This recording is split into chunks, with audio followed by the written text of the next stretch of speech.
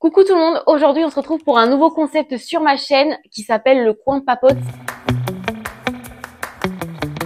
C'est un concept que j'ai créé pour avoir des conversations sur divers sujets authentiques avec des invités un peu spécifiques. Donc là aujourd'hui on a Shaima, donc Shaima qui est une copine à moi depuis assez longtemps maintenant. On travaillait toutes les deux chez Kiabi, on est devenues très copines par la suite. Du coup je lui laisse l'honneur de se présenter. Voilà, comme elle a dit, moi c'est Shaima, j'ai 31 ans.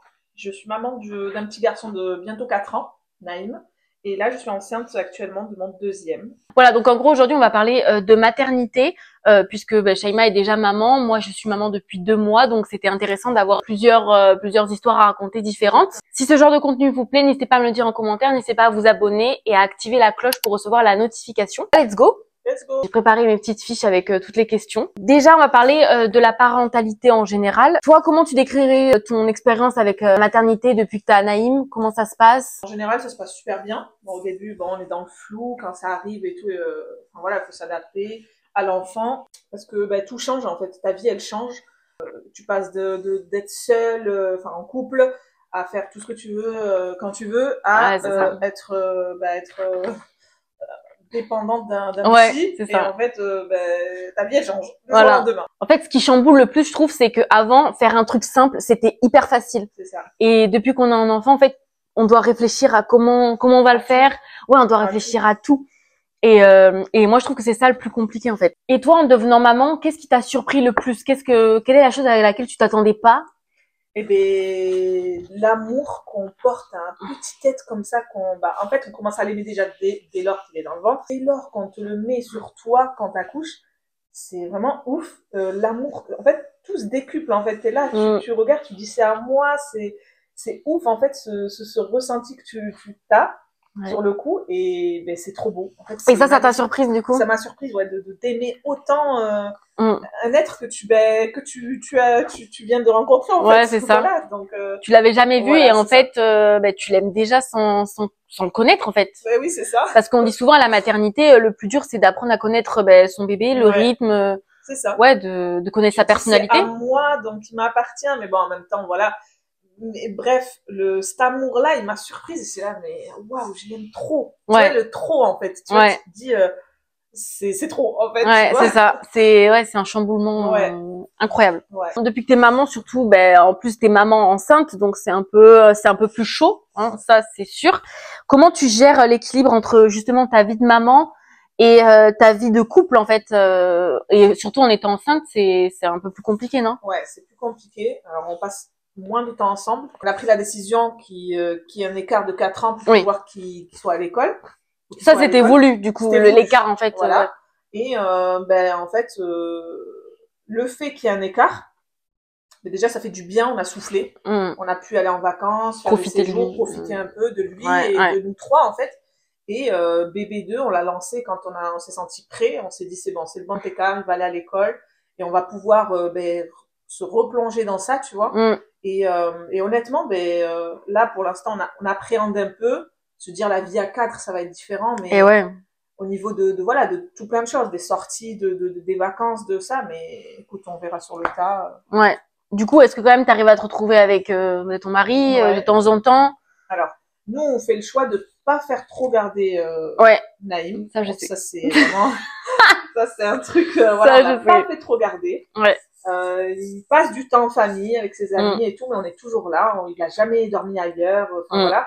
C'est un peu tôt. Moi, je trouve que c'est un peu tôt aussi. Ouais, c'est tôt. Il va avoir 4 ans dans un mois. Je sais pas, je trouve ça trop tôt.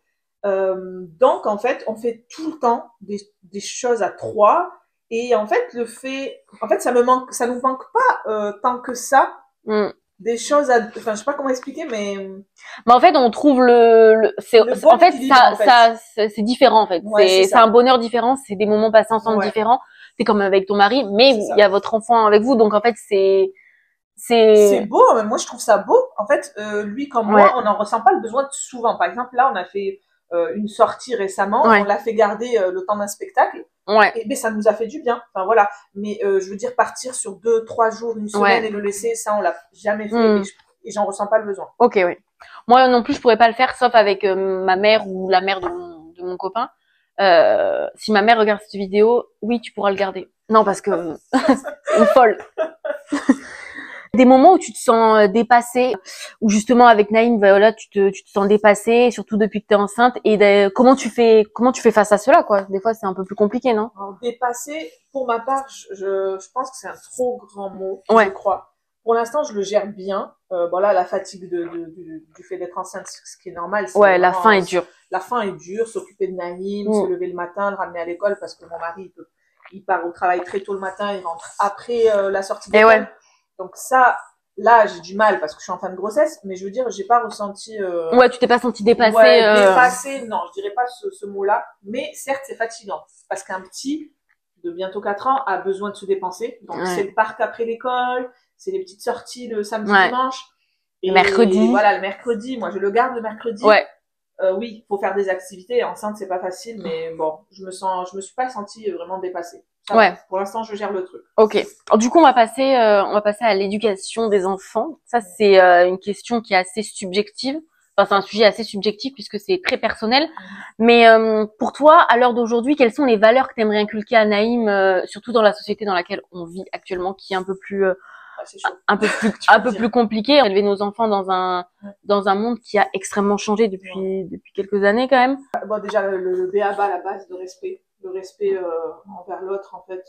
Nous-mêmes, comme on a été élevés, ça me tient à cœur, en fait. Bon, il y a plein de choses dans ce sujet-là. Il y a la religion, il y a ci, il y a ça. Enfin, l'année dernière, elle était dans sa petite crise, je tape parce qu'on me tape, je rends et ça. Bon. Ouais. Faut parler avec ses enfants, faut communiquer, c'est ultra important la communication, je dirais. Ils comprennent tout. Ils comprennent tout. Ça, c'est sûr. Petit âge, c'est incroyable, ils comprennent tout ce qu'on dit. Donc pour ma part, c'est très important de lui parler de tout comme un grand, avec des mots appropriés. Mais je trouve ça ultra important la communication avec nos enfants et lui inculquer le b.a.-ba, comme je t'ai dit, le respect, vraiment le respect de l'autre et le respect envers lui-même. Enfin voilà. Le partage, tout ça. En fait, c'est surtout les valeurs envers les autres qui sont importants, puisqu'ils vont assez jeunes à l'école, donc c'est hyper important de leur inculquer des valeurs. Pour l'instant, en fait, oui, c'est juste ça le b.a.-ba, quoi. Pour l'instant, quand ils sont en petit âge, comme ça, je dirais, après, avec le temps. Et je pense que c'est avec les bêtises, les trucs comme ça, qu'on leur inculque au fur et à mesure d'autres valeurs qui sont importantes. Mais la base, c'est la vie en communauté, je pense. Ouais. C'est quoi ton style parental? Est-ce que t'es quelqu'un d'autoritaire? Est-ce que t'es... Non.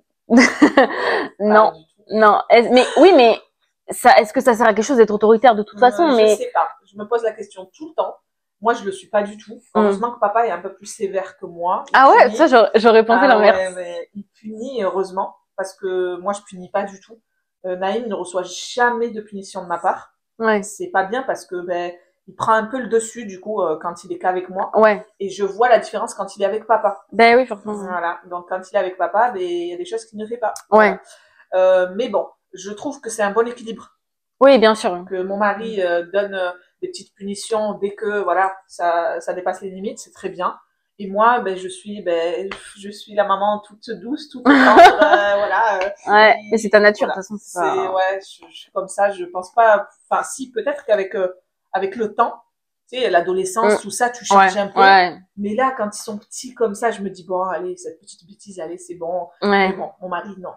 Au coin, il le met sur la chaise, tu te calmes pendant 1 minute et tu reviens quand t'es calmé, tu t'excuses, c'est très important pour lui. Mais moi, bon, c'est vrai que je le fais pas. Tu penses que tu seras un peu plus dur avec le deuxième ou t'as pas du tout envie de marquer cette différence? C'est vrai que... Je le suis pas. De nature, je le suis pas, en fait. Donc, je sais pas si...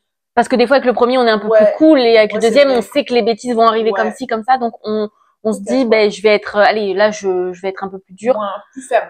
Plus ferme, parce que plus dur, bon, c'est un peu plus... Plus ferme, franchement, j'y ai pas pensé plus que ça, mais je le suis pas de nature. Donc, je suis très douce, très dans la communication. Voilà, beaucoup dans la communication. Moi, je parle énormément. Je saoule des fois mon mari, mais c'est comme ça. Mais c'est important aussi. Je parle beaucoup. Et on verra avec le temps, en fait. Je laisse au feeling. Moi, je sais que j'aurais tendance à m'énerver très vite parce que je suis quelqu'un de pas patiente du tout. Mais en même temps, j'ai envie d'être dans la communication. Donc, je pense qu'il faudra que je prenne sur moi et c'est pas bon de crier directement. Mais c'est vrai que j'ai un tempérament parce que, comment dire, je me mets pas à la place de l'enfant où lui, il sait pas, en fait. Mais c'est ça. C'est sa première bêtise. Donc, tu vois, je suis pas dans le truc à me dire... Chloé, calme-toi, c'est pas grave, c'est un enfant. J'aurais tendance à m'énerver directement, donc ça, il va falloir que j'y travaille. Mais c'est pas simple, hein, de garder son calme, de machin. Non, c'est pas simple, surtout que quand ça te dépasse, t'es là dans un environnement stressant. Je sais pas, par exemple, t'es en train de faire à manger, tu dois gérer 2-3 trucs en même temps et que l'enfant, il a fait une bêtise derrière. Tu peux perdre ton sang-froid, tu vois. Mais non, il faut toujours. Mais nous, j'ai une belle fille de presque 2 ans. Au moment où Diego est arrivé,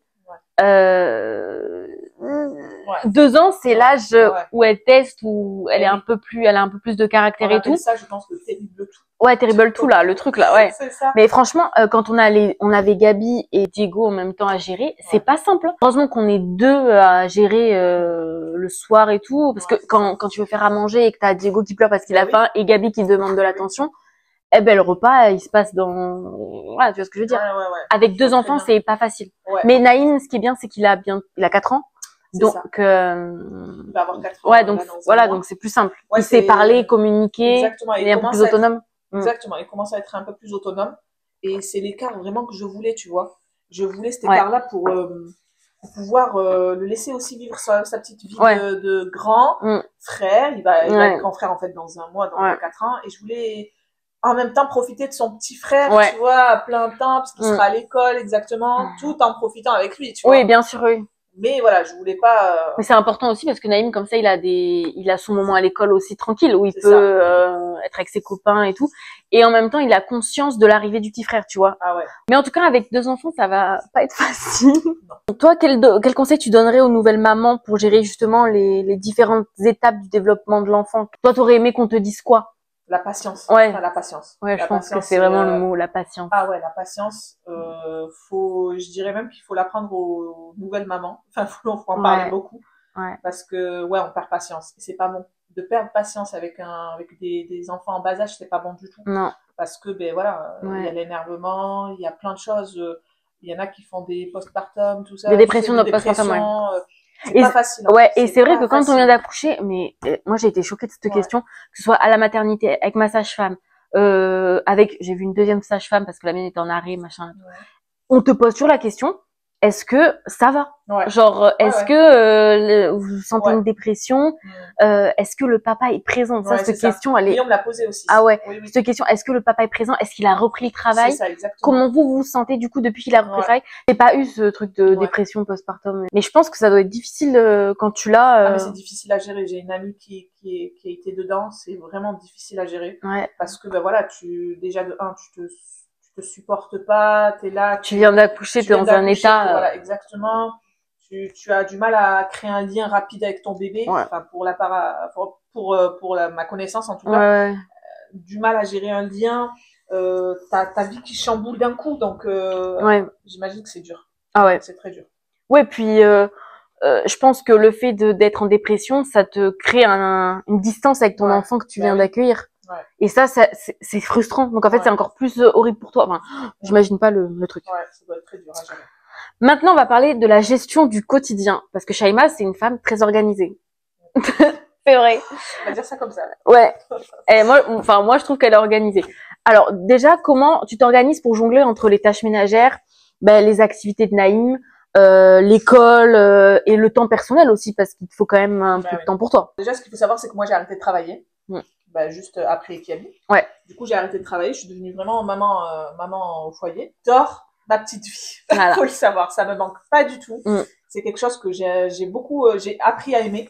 Être à la maison, faire des activités avec Naïm que j'ai gardé jusqu'à. Mais avant, c'était hyper commun, mère au foyer. Enfin, avant.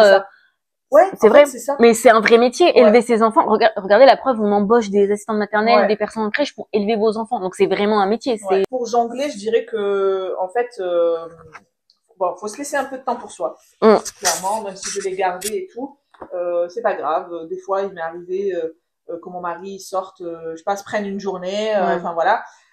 Et du coup, cette petite journée, j'en avais besoin de temps en temps. Voilà. Et pour l'organisation de la maison, moi, je suis quelqu'un qui est intransigeante sur le ménage. Pas moi. Sur le rangement, le ménage, ça, c'est quotidien. Enfin, c'est tous les matins. Tous les matins. Bon, après, j'ai le temps, je suis à la maison. Et même au début, quand Naïm est arrivé, t'étais comme ça?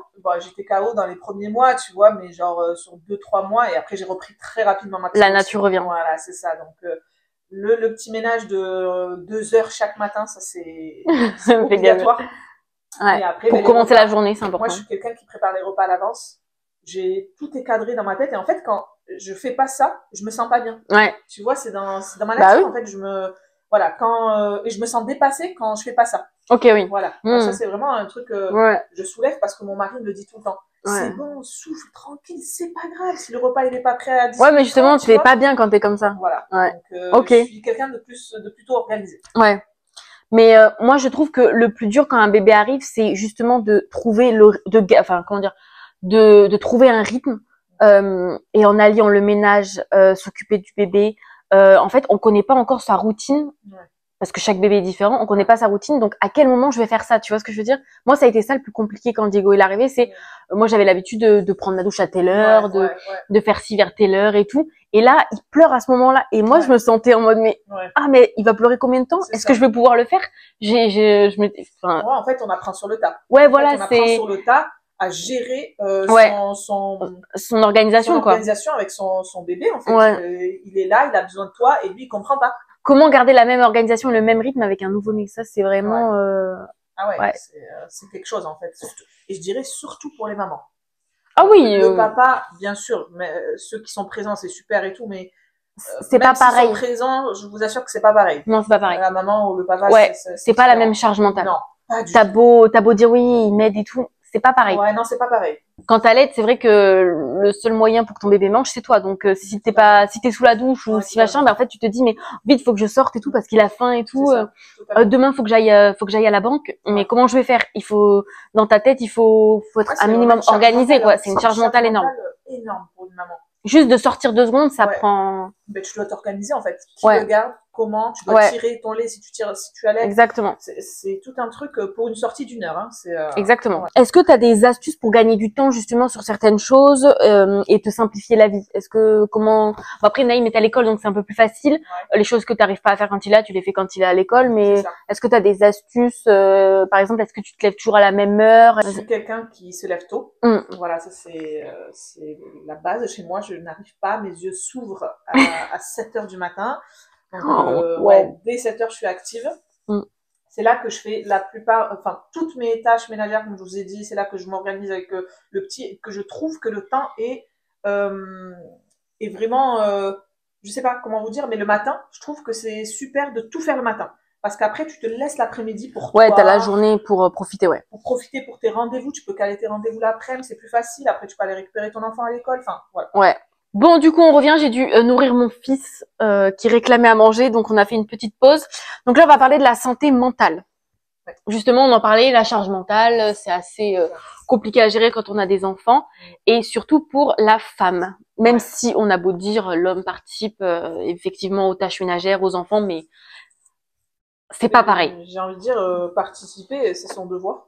Oui, on est d'accord. C'est son devoir. C'est pas quelque chose d'exceptionnel. C'est normal. Exactement, c'est son devoir, c'est sa partie à faire. Exactement. Aussi, tu vois, en tant que papa. Mais la charge mentale, elle est énorme pour la femme. Elle est énorme. Ouais, je pense qu'on s'en rend pas compte. Si, je peux t'assurer, pour ma part, on s'en rend compte parce que tu dois penser à tout, tu vois, au moindre détail.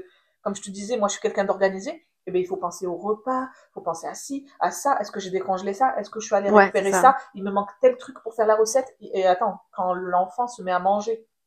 Ah bah oui, faut que tu aies le goûter, les boissons, machin. Tout il faut que tu investisses dans un robot qui va te faire ci, tu dois tout penser, tu vois. Si je mange à l'extérieur, il faut préparer le repas pour aller à l'extérieur avec bébé. Est-ce que t'as amené des couches? Est-ce que t'as amené des rechanges? On va aussi vomir. Est-ce que t'as non, c'est vrai que tout en fait. Au début, j'avais du mal parce que quand j'allais chez mes parents avec le petit, ben tu vois, le petit il vomissait sur lui et tout, et ma mère elle regarde dans mon sac, elle fait mais Chloé, t'as pas prévu de rechange ou quoi?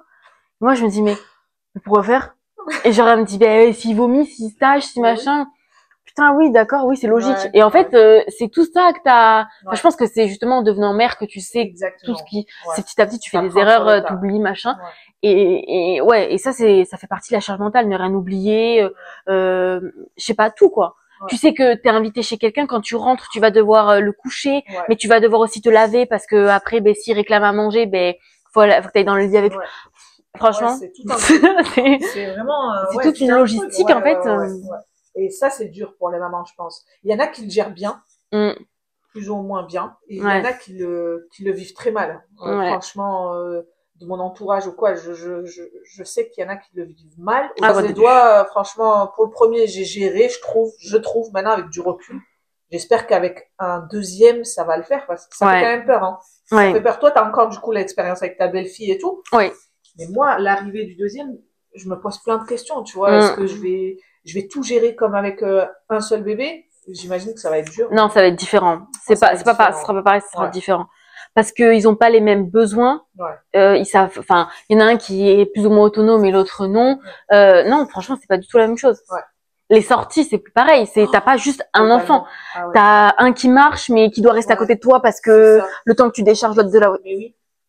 Moi qui suis maman sortie, tu te souviens, moi, Naïm, je pense qu'on a fait toutes les sorties autour de Bordeaux et tout ce que tu peux pas imaginer. J'ai adoré ça et me dire, alors recommencer avec bébé 2, j'en ai encore l'envie, mais la logistique. Gérer les mais nous, quand la dernière fois on est allé à Zoulou Aventure, c'est un parc qui est à Bordeaux. Donc j'y suis allée avec Diego et Gabi, quoi. Et juste le fait de les sortir de la voiture, tu déplies la poussette, ensuite tu mets les adaptateurs, tu sors le cosy, tu prends le sac à langer. Gabi, je la laisse dans la voiture le temps pour pas qu'elle aille autour des voitures et tout. En fait, c'est plein de petits trucs comme ça. Et elle me dit, j'ai faim. Tu vois, genre, est-ce que t'as des gâteaux? Tu vois? Non, mais c'est ça, c'est vrai. C'est différent. Après, le truc, c'est je pense, que c'est une question. Tout est une question d'habitude en fait.